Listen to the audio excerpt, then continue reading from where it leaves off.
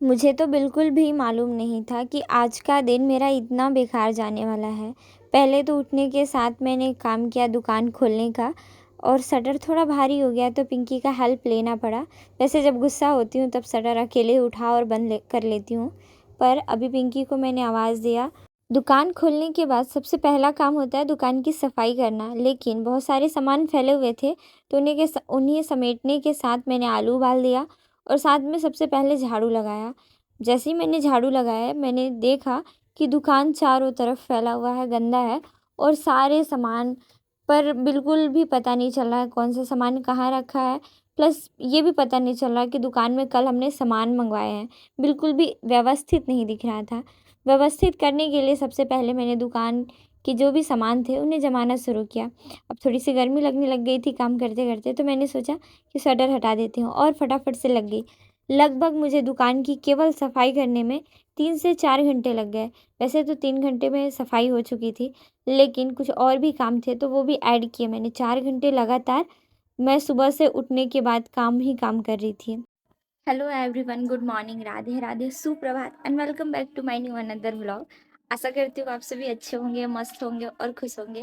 भाई मेरी तो लगातार आज से 6 दिन पहले से जो ड्यूटी दुकान में लगी है वो ख़त्म ही नहीं हो रही। थोड़ी बहुत मुझे समय मिल जाता है तो रूम में चली जाती हूँ। ऐसे ऊपर वाले रूम जाने का तो बिल्कुल मौका नहीं मिल रहा है।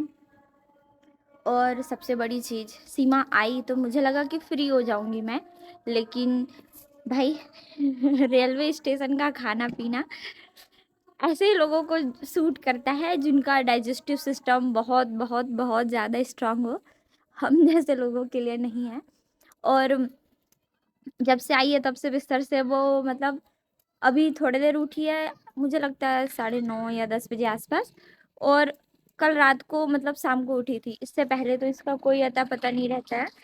और अता पता है मतलब बिस्तर पे थी, इसको दवाई वगैरह दिए थे। भाई बाहर का खाना और ऐसे मतलब बोला जाए तो रेलवे स्टेशन का खाना थोड़ा सा चांसेस रहता है फूड पॉइजनिंग का, क्योंकि ऐसे हम किसी पर इजीली ट्रस्ट नहीं कर सकते। इसीलिए अधिकतर मैं मतलब बहुत ज़्यादा बाहर का खाना प्रेफर नहीं करती। पहले मोमोज वगैरह खा लेती थी, अभी कुछ दिन पहले खाया मैंने, लेकिन बहुत ज़्यादा नहीं। क्योंकि अगर आपको पता चल रहा है कि आप दिक्कत करने वाले इंसानों में से हो तो आपको इन सारी चीज़ों से बचत करना चाहिए। फिलहाल अभी मैं नहा धो करके फ्रेश हो गई हूँ। आज सुबह से मैं दुकान का काम कर रही थी। दुकान का काम करते करते मुझे बहुत ज़्यादा टाइम हो गया और मैं उठी 8 बजे थी।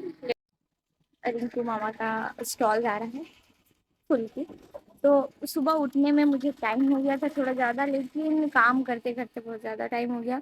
अभी तक तो कुछ पढ़ा लिखा नहीं है, लेकिन हाँ चीज़ें जो है वो पढ़नी है। और ऐसे रोज रोज टाला टाली भी नहीं किया जा सकता, क्योंकि गाइस कभी भी चेहरे पर जाकर किसी को अमीर या गरीब जज मत करना। हिना दीदी अमीरों वाला लुक लेके मैं दिखाते फोटो छुपा के फोटो में देखेंगे इसके बचपन का फोटो लगा हुआ है और इसके अकाउंट में 0 बैलेंस है। वैसे मेरे भी अकाउंट में 0 बैलेंस है, मेरे पास तो अकाउंट ही नहीं है। मम्मी मैं अपनी मम्मी का अकाउंट यूज़ करती हूँ जिसमें 150 रुपये केवल पैसा रहता है, वो भी दुकान से आया हुआ पैसा। दूसरे दिन उसको कोई ना कोई रानी फ़ोन पे कर, गूगल पे कर ख़त्म करवा देते हैं। हिना दीदी कितने करोड़ रुपए आप जमा करने जा रही है बता दीजिए। मात्र 500 रुपये। 500 रुपये कहाँ से टापी है बताइए। मिला है गाइस, टापता कौन है? अमीर बनने की तैयारी कर रही है 500 रुपये डाल के ना। ये 500 रुपये वाले में ऐसे करके जितना ठो है उतना ठो ऐसे 500 रुपये लिख के संख्या लिखना रहता है नोट। अगर 500 का नोट है तो ठीक, 5 ठो तो 5। 5 गुणी 100, अगर 100 का आधार नंबर जरूरी है? डाल दीजिए। उतना उतना श्री शिवानी गुप्ता ना? श्री शिवानी गुप्ता श्रीमती शिवानी गुप्ता भाई। भाई वो श्रीमती डॉट श्रीमती नहीं रे पगले, कुमारी कुमारी। मम्मी का सारा काम मैंने फिनिश करा दिया। दुकान बढ़िया से दिख रहा है, घर की सारी चीज़ व्यवस्थित है। कह सकते हैं कि घर में कोई भी चीज़ें इधर उधर नहीं है। कोई भी बाहर वाला घर के चीज़ों का फ़ायदा नहीं उठा पा रहा है। मम्मी कहती है जब से तू आई है घर पे 6 दिन उस दिन मेरा घर बदल गया। घर मुझे सही लग रहा है, घर बना बना लग रहा है। मैं कही वाह। बहुत ज़्यादा काम करने के बाद अब थोड़ा रिलैक्स भी कर चुकी थी, तो मैंने सोचा कि थोड़ी पढ़ाई कर लेनी चाहिए, क्योंकि पढ़ाई तो बिल्कुल ख़राब चल रही है और इसे ठीक करना मेरी ज़िम्मेदारी है। क्योंकि कोई और दूसरा तीसरा चौथा आकर आपको ये नहीं कहेगा कि तुम अपनी ज़िंदगी बना लो, तुम्हारा जो काम है वो मैं कर देता हूँ, तुम पढ़ाई कर दो। ऐसा कोई भी धरती पर कहने वाला नहीं है। केवल आपके पेरेंट्स होंगे जो इस प्रॉब्लम से आपको निकाल सकते हैं। मम्मी अक्सर मुझसे ये कहती है, जब भी घर पे बहुत सारे काम होते हैं ना, तो मम्मी कहती है कि तू जाके पढ़ ले, मैं ये काम कर दूँगी। लेकिन उनके अलावा दुनिया में किसी ने मुझे ये शब्द नहीं कहा है। सो थैंक्स टू गॉड कि ये चीज़ें मेरे लाइफ में किसी एक पर्सन के थ्रू तो मुझे मिलती है। वैसे तो काफ़ी सारी चीज़ें हैं रहने को, परेशान रहने को, लेकिन ये एक अलग सा सुकून है। दोपहर को अचानक मुझे काफ़ी कपकपाहट के साथ ज़्यादा ठंड लगने लगी, तो मैंने कान पैक कर लिया ताकि थोड़ा सा रिलैक्स फील कर पाऊँ। जब मैं पढ़ रही थी तब नानी कहीं जाने वाली थी और यही बताने के लिए वो मुझे आई हुई थी। ऐसे अगर इंसान रूम में बैठ के पढ़े तो आराम से नींद आए तो थोड़ा बहुत झपकी ले सकता है, लेकिन ऐसे दुकान में ऐसा कोई चांस नहीं रहता। अभी फ़िलहाल है ना, मैं बस्तर संभाग के कुछ ज़िले का परिदर्शन कर रही थी और लगभग बचा एक आध दो, और मुझे थोड़ा थोड़ा सा हल्का हल्का सा नींद आ रहा है। नानी आई हुई थी, नानी शादी में जा रही थी दुर्ग, ऐसे छत्तीसगढ़ का एक ज़िला है, बीच ऐसे मध्य छत्तीसगढ़ का हिस्सा है। सो ऐसे यहाँ की कोई लड़की का शादी है, तो ऐसे आजकल शादी क्या करता है इंसान, अपने घर पे बारात नहीं ला रहा है, दोनों अपने जगह को डिसाइड करके वहीं पे शादी वादी करवा देते हैं।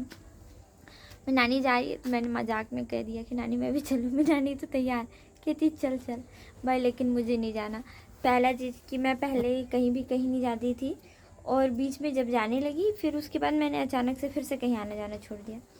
तो अगर आपके अंदर कोई पहले से हैबिट है और थोड़े समय के लिए बदलाव आया है, फिर आपको जैसे ही वो कंफर्ट जोन मिलेगा जिस पर आप रहना चाहते हैं, आप बिल्कुल वैसे हो जाते हो। मतलब कि मैं घूमने जाऊं तो ऐसा दिक्कत नहीं है कि नहीं घूम सकते।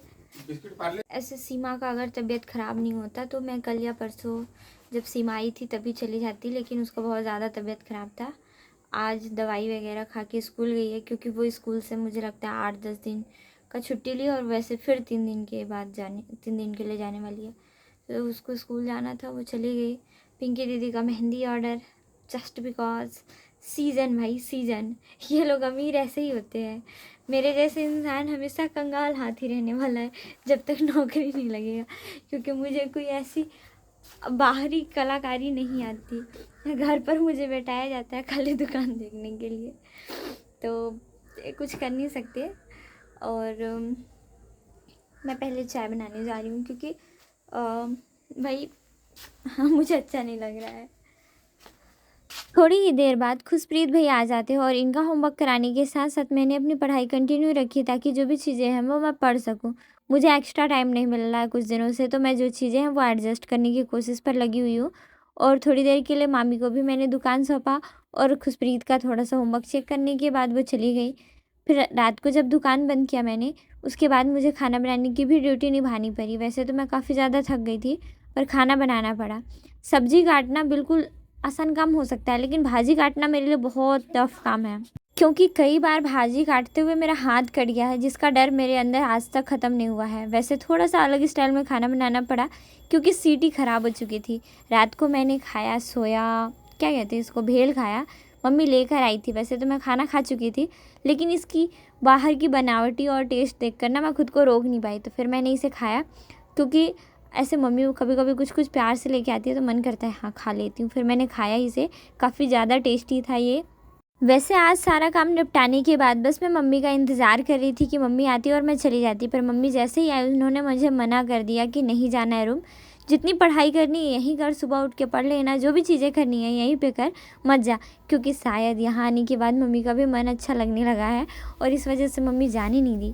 Thanks for watching this video. मिलते हैं कल, तब तक के लिए बाय बाय, अपना ख्याल रखिए।